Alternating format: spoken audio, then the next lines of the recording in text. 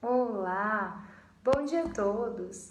Mais uma vez estamos aqui com esse momento intitulado Entendendo a Comunicação Espiritual com o Livro dos Médiuns. Estamos na segunda parte do Livro dos Médiuns e essa é a introdução do capítulo 6, intitulado Das Manifestações Visuais.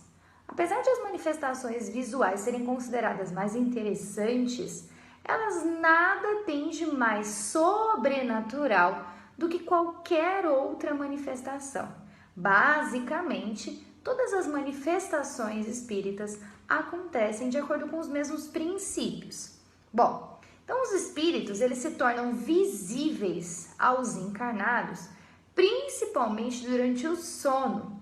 Durante o sono, o nosso espírito se desprende do nosso corpo físico, da nossa matéria, e estando na forma de perispírito, preso então ao nosso corpo físico, simplesmente por laços, mas livre, é muito mais fácil para o nosso espírito a comunicação com outros espíritos, que é o que a gente tem muitas vezes nos nossos sonhos, que nem sempre são lembrados.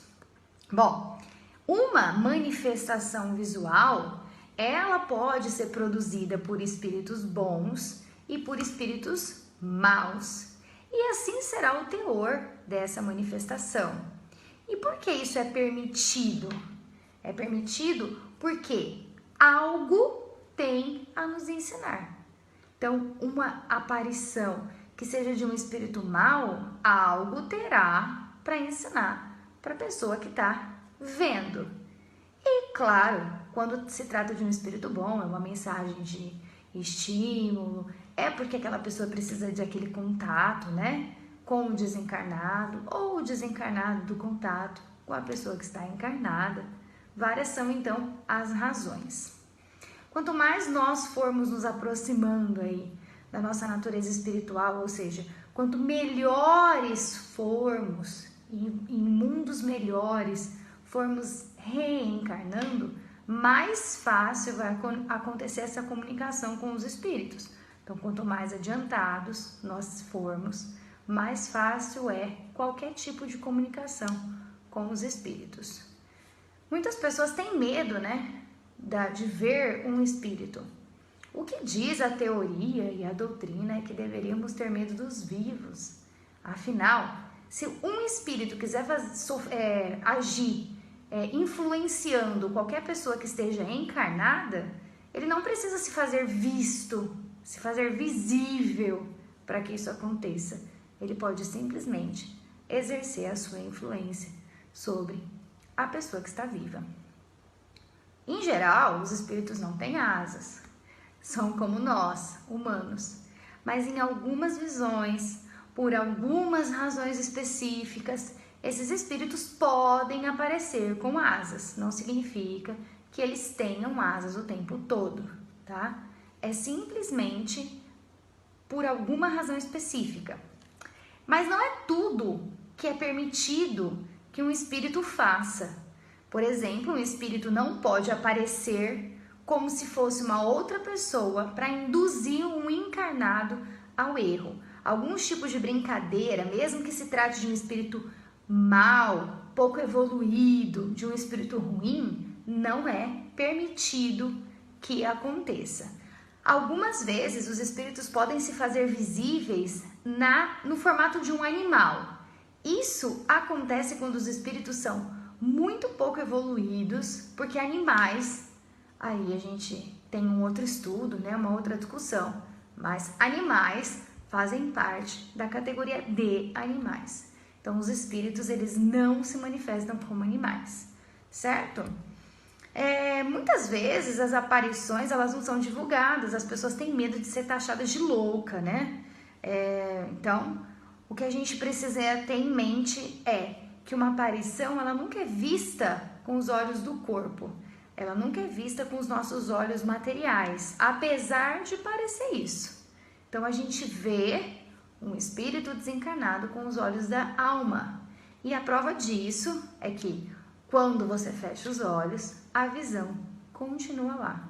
Você continua enxergando se você estiver de fato vendo um espírito desencarnado. Então, são os olhos da alma que enxergam.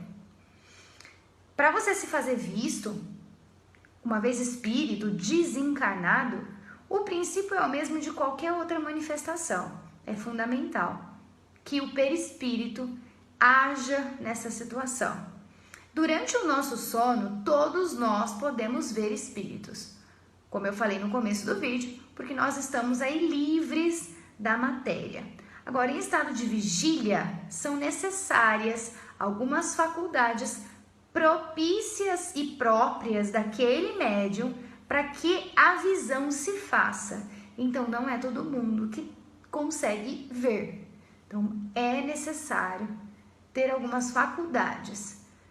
Elas podem ser trabalhadas? Sim, elas podem ser trabalhadas. Mas como todas as outras faculdades mediúnicas, o mais adequado é que elas despontem, que elas desflorem naturalmente, sem que nós façamos com que isso aconteça de uma maneira mais forçada, uma vez que a gente pode se sobrecarregar nessa tentativa e acabar com a frustração, vendo coisas que não são de fato o que deveriam ser vistos, tá?